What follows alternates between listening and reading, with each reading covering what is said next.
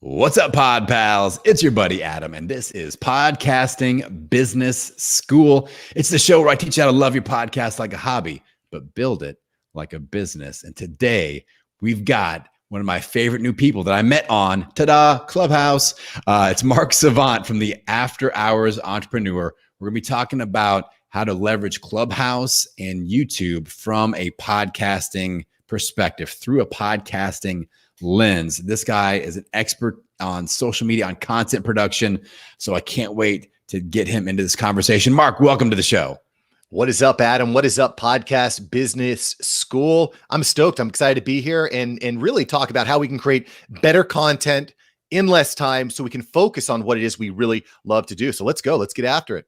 All right. Well, we got to start off with your journey into the podcasting space. Anybody that is as connected as you got a lot of stuff going on. So I love hearing about why successful and busy entrepreneurs are like, yeah, podcasting, I need to invest some time in that. So give us kind of your podcast origin story. Sure. So it's a long story, but I'll kind of keep it short. A few years ago, I took a look at my life and where it was trending. And I looked around me in the environment, and things are changing very rapidly, right? People are no longer opening up the phone book. They're going to Google. People are not going to malls anymore, right? They're going to Amazon and having these social media gatherings. Just the way that we communicate as humans has evolved. I mean, leaps and bounds over the last 10 years, right? Over the last 20 years, you might have more innovation and communication than the entire human history, bar it, maybe papyrus being invented by the Egyptians, right? So things are changing like extremely rapidly. And I kind of was looking at that and I said, I need to keep up. If I don't know how to communicate with people in this digital world, I'm going to become irrelevant. I'm not going to be employable. I'm not going to be able to generate income because I'm not going to be able to deliver a message. And so that was one thing that I recognized the environment's changing. Two, I looked at the way my life was trending. I said, okay, we need to make some adjustments to keep up. Three, I had this kind of like one of these aha moments. I'm sitting with my grandfather. He passed away last year, but I'm sitting with my grandfather. Says, "Hey, Mark, I want to show you something." He sits me down next to his easy chair. And he starts scrolling through this big binder, and it's full of newspaper clippings and journal entries, photos, all these different places he had been throughout his life. And I said, I'm looking through it. I said, one day I'm going to be sitting down and be doing this with my grandkids. And what do I want my story? What do I want my folder to look like? So all these different things all kind of combined together. And the long version is I tried a lot of different ways to scratch that itch and to learn, but eventually I landed on podcasting because I was learning a lot from podcasts, throughout this journey of trying to decide how to create a business, how to create revenue, how to generate attention online. And I was listening to podcasts. I said, I'm getting a lot of value from these. I enjoy public speaking. Let's start. And the rest is history. I've gone through a couple different shows. And right now the After Hours Entrepreneur is doing very well. We're getting thousands of downloads.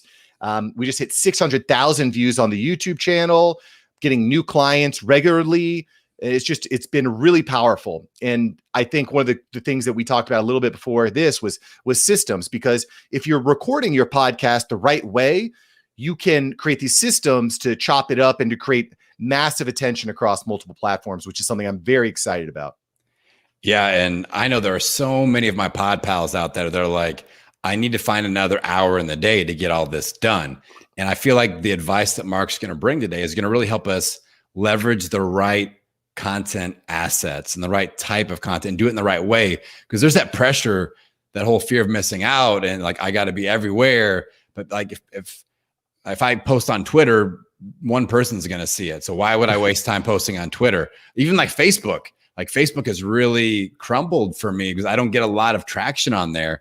But now I'm adventuring in the Clubhouse space and the YouTube space, and Instagram is my jam. So like, let's break some of these platforms down. Let's maybe start with YouTube, since you already mentioned that, the 600,000 views, like that's amazing. My YouTube page that we're going live on right now is like a week old. I'm going live all the time. And the big roadblock for me was I'm not a big video editor guy. That's where I really lack the skills and the time and the knowledge. So I was like, okay, this whole StreamYard platform, it looks good. I don't have to edit it. It's live. I know a lot of YouTubers are streaming live off of this platform. I like it.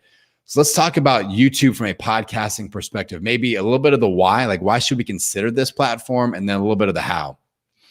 Yeah. Well, the why of YouTube is lots of people are there. Millions of people, if not billions of people are there. It's the second largest search engine on the internet, right? So people are there. And if you're trying to grow a podcast, if you're trying to build your influence, trying to build your business, you need to position your content in front of the right people at the right time. And so YouTube is a really powerful way of doing that. One of the reasons I love YouTube is there's tons of data, there's analytics to go through, there's lots of information. So you can just continuously be tweaking and improving. In the podcasting world, that can be very, very valuable. It's sometimes hard. Like you see maybe how many downloads you get. Maybe you can even see the percentage that people are listening. But other than that, you're not getting much. You're not getting a lot of engagement where YouTube is valuable. So that's the big why for me. The second thing I think that you pointed out, Adam, is where do we get that extra time? Where do I get an extra hour a day? And the reason I love podcasting is because, again, if you do it correctly and you're kind of being strategic on the front end as to how you're recording, you can take that 1 hour and that can be your entire month worth of content if done the right way.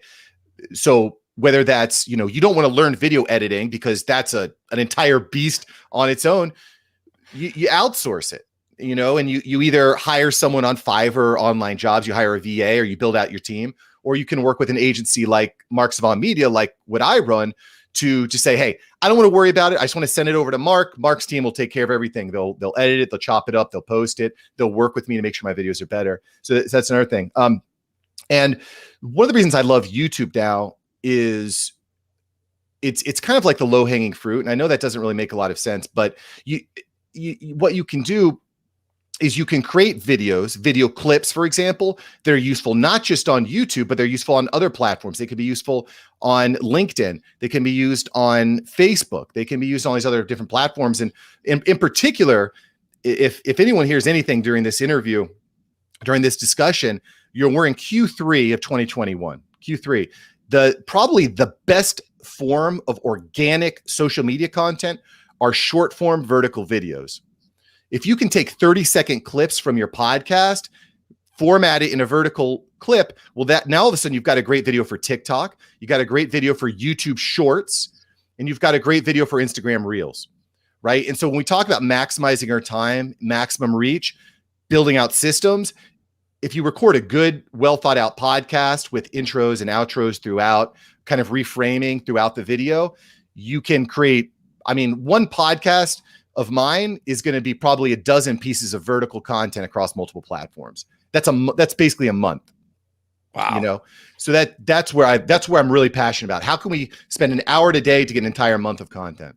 So you're liking so let's just kind of define the vertical versus like the box or horizontal shapes. Because like a box would be an Instagram post or a Facebook post of like a square. I should say not a box, a square image or video, where a vertical is what you're going to see in an Instagram story. So are you seeing more people flipping through those Instagram stories versus the Instagram posts and Instagram TV type stuff? Or, why are you looking more at the vertical video? Well, because that's where the reach is. There's a few different battles going on right now in the digital media world, but one of those battles is who can execute vertical video the best. TikTok kind of like put it on the map. Well, actually, I should back it up. Snapchat kind of put it on the map, and then Instagram said, "Well, we like that. We're going to steal that. We're going to execute that in stories." And now everyone has stories.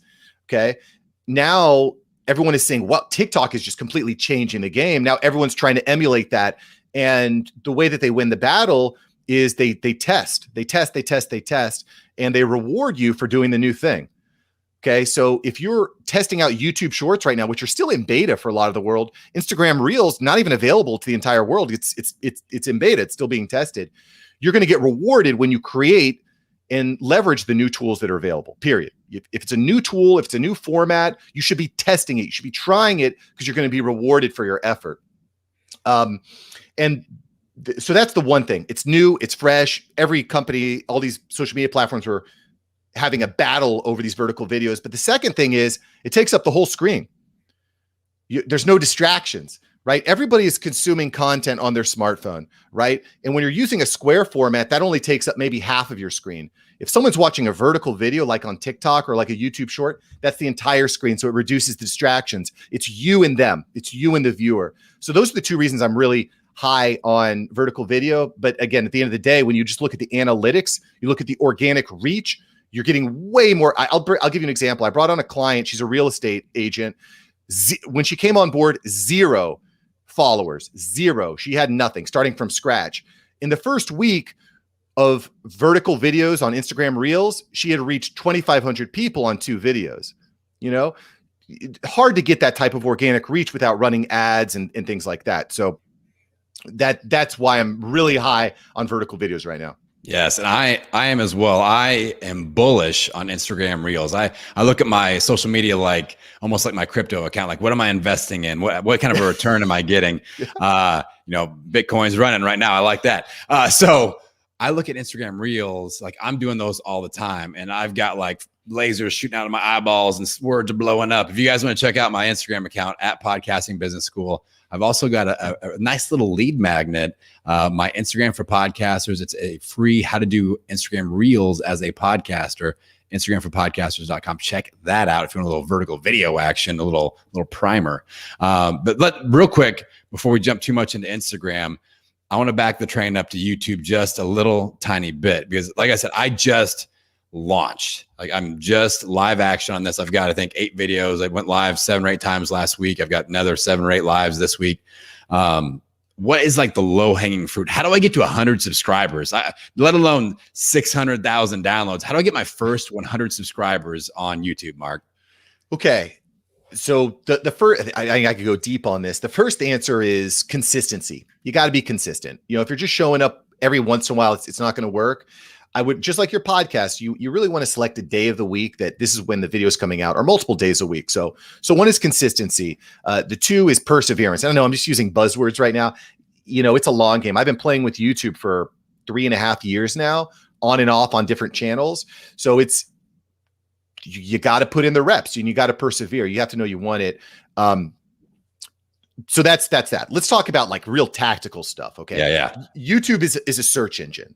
Okay. YouTube is a search engine. So you need to know how to leverage the search to get more eyeballs on your thumbnails, and your thumbnails are going to convert to your videos. You need to make sure that your video is going to keep their attention for 3 seconds, and then 7 seconds, and then 30 seconds. And then, you know what I mean? It's all kind of understanding this marketing term gets thrown around a lot, but it's all about kind of understanding the funnel and how search plays a part in that. Okay. So I just want to give you a few quick tips. So first off, you definitely need to have some sort of search optimization tool. So I recommend vidIQ. I have a link to give people a free trial of that also, if you want to hit me up for a free trial. I got a free trial for vidIQ. TubeBuddy is another popular option, but I don't think that you can be successful on YouTube without using one of these tools. Okay. Because it just saves hundreds, if not millions of hours of research time. Because what it does is it aggregates all of this data, and it helps you optimize things like your titles, like your keywords. Okay. So let's go a little bit deeper here. So you've got the tool, you understand that this is a search platform. Well, how do we leverage that search? Okay. So one is you need to know, what are people searching for on YouTube? And again, something like TubeBuddy can help you with that. There's certain Google search tools that Google offers as well to see what are the keywords that people are typing into search bars.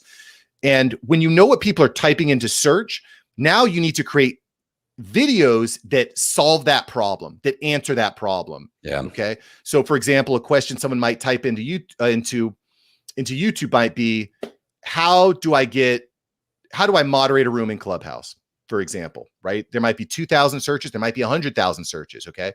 So you're going to create a video that answers that. And in the title, you want to have a title that's concise, but it uses keywords.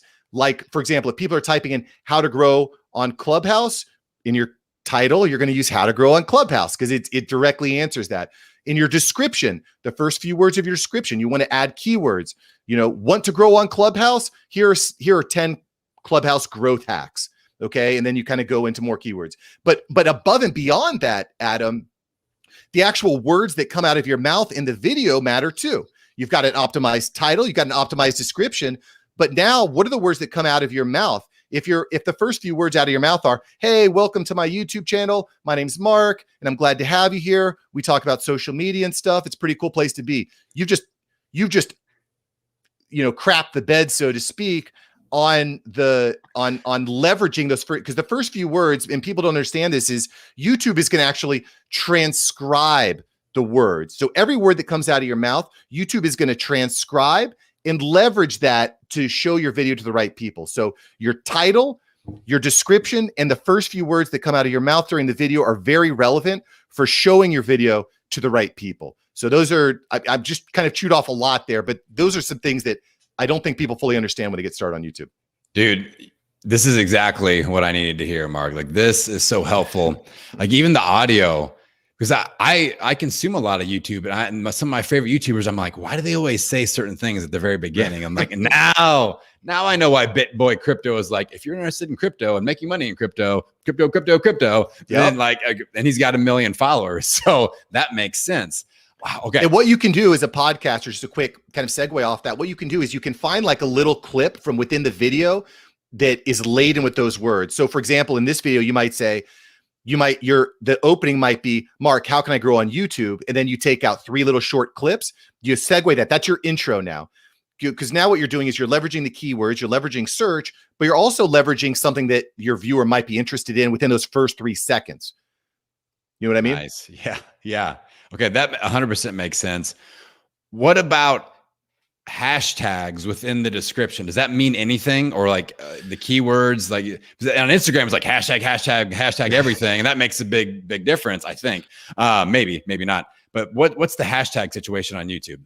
Yeah. So you still want to, so I don't use a lot of hashtags in the description itself. Okay. But because the way that YouTube works is when you're setting up the video, you're in the YouTube Creator Studio and you're adding in all this information. There's a place there where you can add in keywords or tags on the right-hand side. Okay. So what you're going to do is you're going to use a tool like vidIQ, okay, to set up and optimize your keywords. And then you're just going to use those keywords naturally throughout the description, naturally throughout your title, and then naturally within the video itself. Okay. And you're going to say to yourself, "Well, Mark, I've already recorded the video." Well, as you get more reps and get more experience in YouTube, you want to be a little bit more strategic with the way that with the videos that you record. What's trending now? What are people searching for? What maybe doesn't have a lot of competition? And then create videos to tackle those types of issues. Nice. I got to give a quick shout out to Don D. He said he hopped on late, but looking forward to listening to the whole episode. Thanks, Adam and Mark. And then he later said, "Gold bullseye." So thank you for checking us out live. Okay. So you mentioned the keywords, and I want to just make sure I'm super clear on this because I know how important this is. I know that with the entire channel, you have the ability to enter in like 500, words worth of keyword stuff. Is that what you mean? Or can you do this at the episode level as well, or both? Both. So the short answer is both. Okay. But again, in using a tool like vidIQ will really help to optimize those keywords. But the thing with keywords, Adam, is you don't want to overdo it, right? Because the reason you're using keywords, the reason you're being thoughtful about your description and your title is you're trying to help YouTube show your videos to the right people. Right. Okay. And if you're using a term like, let's say, small business, that is really broad. Really broad. And the good news with something like that is a lot of people are searching for it. Okay. The bad news is what YouTube might do is they're going to show it to the wrong person. That person's going to skim through it. They're not going to pay attention to it. And now YouTube is thinking, okay, this video isn't very good. Right. Because people aren't clicking on the thumbnail. Okay. So you want to be niche down enough that YouTube is showing it to the right people, but you also want to be broad enough so it's showing it to a lot of people, if that makes sense. Yeah. And by consistently creating content that's in that same niche, that same framework, it's going to help YouTube to know, okay, these are the type of people that like Adam's type of videos. I'm going to keep showing them to these type of people. Okay. That makes sense. Now you mentioned consistency, and I want to get even more specific with this because my whole strategy is I will go live on StreamYard. I have my video. It's a live broadcast. It's saved. I batch all my interviews and all my podcasting sessions. So Tuesdays and Wednesdays, like today, I'm going to be on here 3 times, tomorrow another 3 times. Is that good enough? Or I noticed like my most favorite YouTube shows, when they're going live, it's like Monday at 5. It's the same time, same day.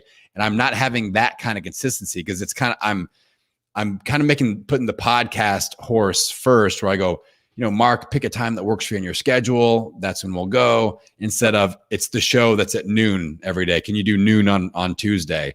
Like, how important do you think that is, the same time, same day, or is it just consistent overall content weekly? Yeah. I mean, I would say this, if you're new into the process, you just want to start pumping out content, Okay. right? Because YouTube gives so much data and so much information to you, but it can't give that unless you've started putting out the content. A lot of like the really big shows and big podcasts, they have a set day, they have a set time. And there's value in that, because I know every Monday at 7 a.m., I'm going to be able to log in. I'm going to be able to watch, like Patrick. I like to watch the Patrick Bet David show, right? And I know it's going to be every Tuesday and Thursday at 9 a.m. So I'm there. I know it's coming. I watch it. If you're bouncing around times all the time, it makes it harder for your audience to actually see you and watch you live. They could still watch the replays, but establishing that kind of like framework throughout the week is valuable. It's valuable. Yeah.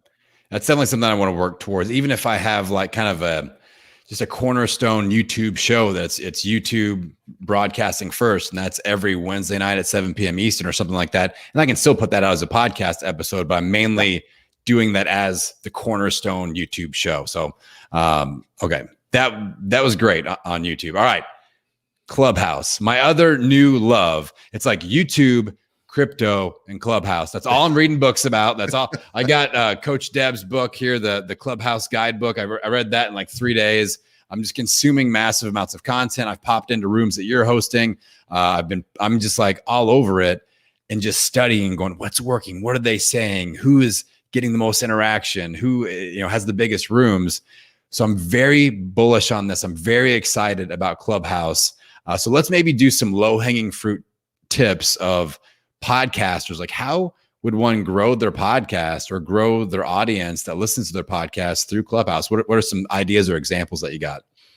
Sure. And I've got actually quite a few videos on this on my YouTube channel, Mark Savant Media, so you can get kind of a more in-depth view on how you can leverage Clubhouse.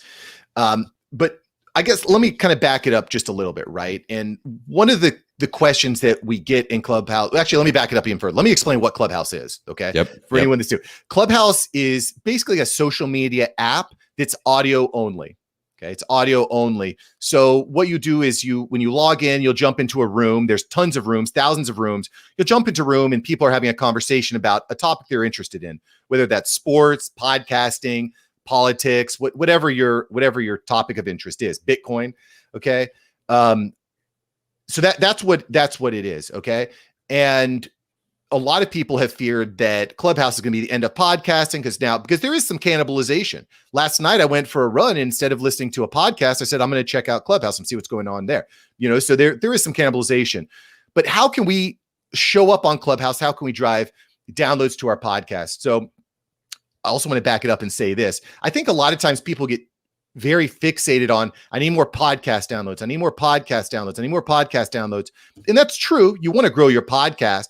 But I think what's more important is becoming a part of someone's journey.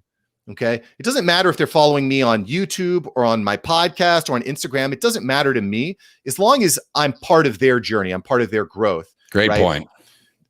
Really important, so that's important too. Okay. Now that we've kind of laid out the framework, the 3,000-foot overview, let's talk about Clubhouse. So step one, you got to speak. If you want to grow your podcast, you need to get on stages in Clubhouse and you need to talk. Okay. It sounds obvious, but a lot of people just sit on this. I can't tell you how many times people say, Mark, I've been in Clubhouse for 5 hours a day. Nothing's happening. What kind of rooms are you in? I'm in these rooms with 1,000 people talking about how to build venture capital for my IT SaaS business. I'm like, are you in the SaaS business? No, but I like money. I'm like, no. So get into rooms that are relevant to your topic, that you're an expert in, and get on stage and start speaking. Okay. So that's one. Two, stop selling. Don't sell. Don't sell, don't sell, don't sell. You know, if in a case like, you know, if you've got a resource that's helpful to people, plug them to your resource, but you got to stop selling. Now, again, that's if your goal is to grow your podcast. Okay. So get on stages, speak, don't sell, but give valuable information. Give information that's going to help your hero, your listener, get to where they want to go. You know, if you're trying to help someone grow on YouTube, get into YouTube rooms and start giving information about how people can actually get more YouTube subscribers. And it sounds obvious, but that's important. And then over time, what's going to happen is you're going to start developing relationships. You're going to start developing a reputation with other moderators, with other leaders, with other creators. And that's going to lead to more opportunities to get on stage. It's going to lead to more opportunities to be recognized. It's going to lead to more great guests for your podcast. I've had Jasmine Star, Justin Brown, Benji Travis, like a lot of really, really notable people in the podcasting and social media space solely because I've been on stages, I've built a reputation, and I'm collaborating with people in Clubhouse. So those are a few different kind of like, you know, general ideas, but I will say this: if you're getting on stages in the right rooms and you're giving good information that's helping people, it's just going to kind of roll out from there. So those, I think that's what I would say to start. Okay. So I've been on Clubhouse for all of 2 weeks, but it's very positive experience. Like you said, every single time I get on a stage, I haven't hosted any of my own rooms yet, but I join a conversation, I add value, I get on a stage, I'll get 10 new Instagram followers. I'll get, 20 new followers on Clubhouse. And I love the fact that when I put in effort on social media, I feel like I'm heard and I feel like the right people are jumping into my world. And I get that feeling every time I'm on Clubhouse. Like if I post on Facebook, kind of crickets right now. If you get one like, you're like, yes, my mom liked it. Thank you, Mom. Right. It's a joke. It's such a joke. But Clubhouse, like there's no like algorithm poison pill thing happening. It's just like, if you are genuinely adding value, good things happen. And it just blows my mind. That's why I've kind of fallen in love with it.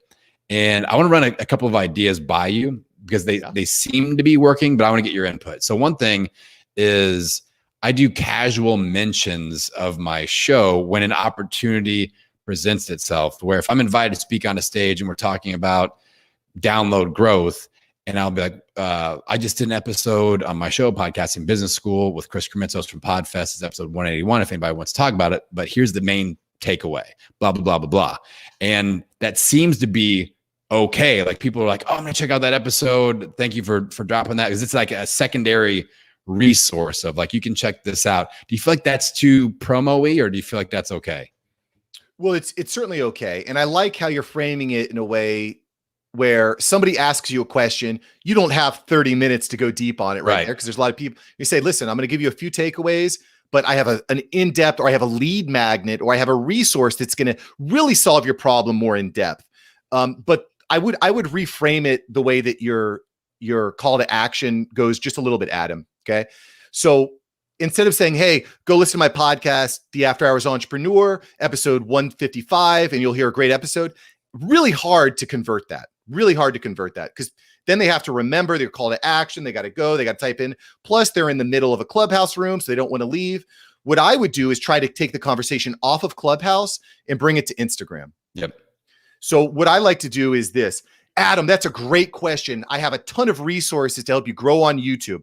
I'm going to tackle a few here, but listen, everyone in the audience, if you want to grow on YouTube, I want you to go to Instagram, DM at Mark Savant Media. That's Instagram, Mark Savant Media. DM me keyword YouTube, and I'm going to hit you up with some free resources. They're going to really help you grow fast. That's Mark Savant Media on Instagram, keyword YouTube. Okay. And you repeat that 2 or 3 times. But the cool thing about Clubhouse is there's no texting. So if they want to text, they've got to go to Instagram anyway. So that's a really good way of bringing people there. I love it. And then you can then they're in your world, they're in your atmosphere, and you can leverage that to send them where they want to go. Dude, that makes so much sense. And yeah, like I like the little strategies that pop up that I see other people doing. And like I look at looking at people's profiles and DM me the rocket emoji if you're ready to launch your business and like things like that. I'm like, this is awesome. Yeah. So I love the little things like that. The other thing that I find kind of strange, but I also am falling in love with a little bit is, and I want to get your input on this etiquette. Like when you're done talking, certain people are like, my name is Adam and I'm complete. Yeah. And that seems kind of like a weird thing, but I get where you're like, it's like you say that because that way you're not talking over each other. So I started testing. I look at things people are doing. I'm like, okay, that's kind of nerdy. How can I make fun of that and myself at the same time and also stand out, maybe make somebody laugh? So yesterday I started doing this where I would say my thing and then I go, and my name is Adam and I approve this message. And then like, and people, we got to laugh, I'm like, oh, and then I had people DMing me on Instagram and they would DM me. And at the end, they would say they approve this message. I'm like, they heard me say that. Yes. But is that like a thing we need to be doing, is like ending with I'm complete? Is that etiquette?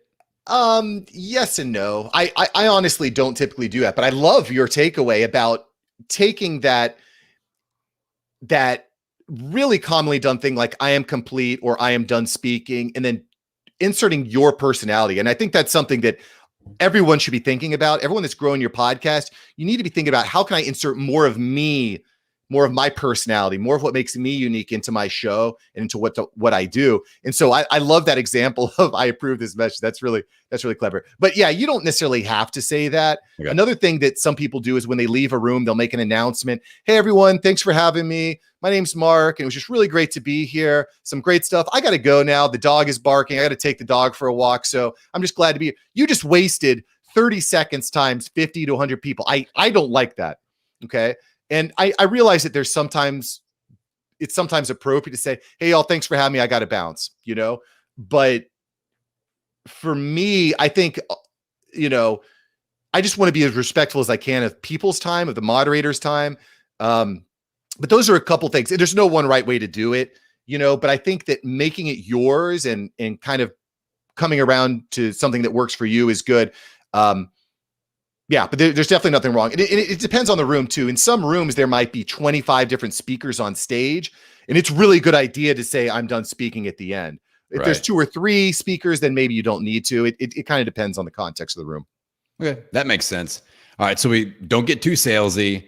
Use good etiquette, be polite, don't waste time. I guess that would be another thing. Like anything else, like do not do this on Clubhouse. Any glaring things that you see people like, oh, scratch my eyeballs out, scratch my earbuds out. They should not be doing this. So we talked about getting on stage, but don't just go up on stage and just sit there passively. I think that you're like, when you're on stage, you're kind of part of the conversation already. You might not be speaking, you might be waiting for your turn, but I think it's really important in Clubhouse that you've got a pen and paper next to you, because as the conversation's going, you're going to have different questions or different pieces of information that you want to interject and add. And by having a pen and paper handy, you're going to just sound much more educated, much more confident in when you do get your chance to speak. And that will pay off big time. Because if you get up there and you're like, hey, everybody, I'm not really sure what I'm supposed to be talking about. No, get in there and be confident. Like, hey, I love what you're talking about YouTube. I would also like to interject that vidIQ is a great tool. You know what I mean? Get up there and be confident with what you're saying, and having a notepad there will really help. Okay. That brings me to my next etiquette question. Let's say you're hosting the room. I'm on the little wait list to talk. You finally go, Adam, let's see what you have to say. I speak. And then what do I do when I'm done? I've said my thing. Do I exit the speaking platform, or like or will they, like, some people just take me off. Some people leave me on. I don't know what to do. So I don't want to make anybody mad by like, okay. So good example. I did that. I just took myself off the speaking stage last weekend, and there were a lot of people in the room, and the host thought that I just left after I got done speaking. He's like, that was rude. And I was like, oh crap. But I was still in the audience. Like I just leveled down. Yeah. So I don't want to make that mistake again. What would you suggest? Again, it's hard to say, Adam, because it depends on the room. Some rooms are kind of like you're at a conference or an event, and there's a panel on stage, and you just got the mic. You stood up from your seat, you got the mic, and you get to ask a question, and then you pass the mic off and you sit down, aka going back to the stage, going back to your seat, right? So there are a lot of rooms that are like that. But generally in a room like that, they'll just automatically shift you down and bring people up. there are other rooms that are just like a kind of like a free conversation. You know, there's a dozen people on stage. They're all just having a conversation. So it kind of depends on the room. I tend to stay on stage if I'm going to be speaking more. I don't typically sit on stage if I'm not going to be speaking. However, if you've got a good image, a good photo, and you've got a really clean and clear bio, sometimes it's beneficial to sit on stage, you know, because you're getting free. I actually have a video, a YouTube video about how you can grow on Clubhouse without saying a single word. And I've got like 12 different ways that you can grow that. If you want that video, you just go to, go to Instagram, DM at Mark Savant Media, Clubhouse. Just DM me Clubhouse growth with no speaking or something like, this is a terrible call to action. I apologize. A terrible example, but yeah, go DM me at Mark Savant Media on Instagram and I'll hook you up with that video. But the other thing this is another like quick trick. This is a tip, right? So when you're in a room, the closer you are to the top, the more people are going to see you. The more people that see you, the greater chance that they're going to follow you or become part of your atmosphere, your funnel. Okay. If you join the stage, so if you're being followed by someone on stage and you join the stage, as soon as you drop off, you're going to be at the very top of the listener section. Okay. So even if you don't want to speak, even if you're just kind of listening, join the stage and then drop off the stage, you're going to get shifted to the very top of of that section. Okay. So that's a quick tip. That's kind of a quick tip. It's not really on question, but quick win. All right. Real quick background and the image. All right. So I've been testing different things. First off, I had an image. I was too far away. I've got this really funny shirt that I make that if somebody, wants one, hit me up, Podcasting Business School, at gmail.com. It says, your mom subscribes to my podcast, and people love the shirt. I wear it on stage when I speak at events and stuff like that, but I'm too far away. So that didn't work. So that was a bummer. Then I did one of those like Pixar, animation faces. And I put that up there because there's not a whole lot of that. It's the same thing with my podcast image. I'm like, what is not, when I search my show, what stands out? What is different? So the Pixar thing, I'm getting a little bit more attention to, but I noticed like you have this like awesome blue background. It's got like spotlight lights shooting out and it really stands out. So like, where do you go? Can I go on Canva? Is there like a Clubhouse template to find that little circle image and fill that up? Or how do we create a really good Clubhouse image? Yeah. So one of the things, and people get this wrong all the time when it comes to logos, show art, is that, we try to put too many words in there, or maybe words in general, and it looks great on your big 20-inch screen, but as soon as someone's looking at a tiny little micro icon on their phone, you can't read it, right? So I don't really recommend using words unless it's like one or two words, like DM Clubhouse or something like that, But in my opinion, there's a couple of keys here. So one, you got to put your face in there. I don't think it's a good idea to put a logo. You put your face on there, typically with some sort of emotion, just like in YouTube, a solid emotion, and then with some sort of like clear background, so your face is popping out to the viewer. Okay, so that's one. Two, you should have the same picture on Clubhouse as you do on Instagram, on LinkedIn. It should be the same across the board, because again, what's going to happen on Clubhouse is someone's going to be interested in what you have to say. They're going to want to know more, and they're going to go to your Instagram profile. But if you've got the same picture, it makes it way easier for them to locate you. Yeah. There are definitely times where I'm trying to find someone in Instagram, but I can't find them because they've got a different picture and I'm guessing. So I think having the same image across platforms is beneficial. I think those are the keys. Clear image of you, very little to no text, a clear colored background that helps your head kind of pop, and then use the same image on other social media platforms so people can easily find you on other platforms. Yeah. I think this is a disadvantage. I've got a giant head and face. So it's like, I'll fill up the whole thing, and maybe like, I used to weigh over 300 pounds. I've lost over 100 pounds. And I used to like my driver's license was like this, like you could just see like this part because it's just so giant. So I may not even get much background, but I'm going to mess with this. My friend Scott Carson from the Note Closer show, he had an image up yesterday. I spoke on stage with him, and it's a bright green background. He's a redheaded dude. He's a big, boisterous dude, but he had his hand up like he was waving, or like he wanted, like almost raising his hand to speak. And people kept commenting like, Scott, your image is really good. Like, like that. One guy was like, I keep on thinking that Scott is raising his hands because he wants to speak. Like, it's throwing me off. Like, it was drawing that much attention. It's just like this. So I'm going to experiment with that. So this is another cool thing you can do, Adam. You can have different images. You can swap them out. So maybe while you're waiting to be called up on stage, you have the hands sign up. But then once you're on stage, you have a different image, which is like you with a microphone or something. And then, another thing that I do sometimes is I'll be on stage as a moderator, but I can't speak. I'm on a phone call or doing something else. And what I'll do is I'll replace my image with something that says just listening. Or listening at the bottom. So it's my face with listening. That way people know, okay, you're here, but you're not actually going to be actively engaging speak. So there's different things you can, there's all sorts of different things you can play with, but this sounds obvious. You don't necessarily want to do what everybody's doing. So I like what your friend did with kind of mixing it up a little bit. He's using the kind of like some key concepts, face, clear background, but also testing some different things out to stand out. Outstanding. Well, Mark, we have blasted through this interview, man. Like, we could definitely double this time. I'm gonna have to have you back on, or maybe we'll do another live somewhere else. Maybe we'll jump into a Clubhouse room and talk about this some more. The opportunities are endless, my friend. I've got, for everybody that's watching live or watching the replay on YouTube, marksavantmedia.com. It's on the bottom of the screen there. Where else? So, like, obviously, can DM you on Instagram. Anything else as far as call to action to connect with you, like where they would go to hang out in Clubhouse? Yeah. Well, listen, if you enjoyed this video, if you enjoyed this content and you thought we got some good tips, you absolutely want to listen to the After Hours Entrepreneur podcast. That's my show. And I've got a few different types of episodes there to help you. One of the episodes that's become extremely popular is my Friday episode, where I take about 15 minutes and I just break down, generally it's about 8 to 10 really actionable tips to help you get more podcast downloads or how to improve your podcast. So I know, within Clubhouse, I'll host a 3-hour room with so much useful information, but most people miss it. So I said, I'm just going to take all this useful information. I'm going to condense it down into 15 minutes, and you can listen to that on the After Hours Entrepreneur.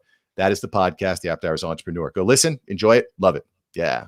Beautiful. Guys, get connected with Mark. This dude, like, we met on Clubhouse less than a week ago, and now we're here producing content together, and you see the level that he's playing at. All right. Go to Mark Savant Media, get in there and connect, and you will not regret it. You can thank me later. Mark, I appreciate you so much, my man. Thank you, Adam.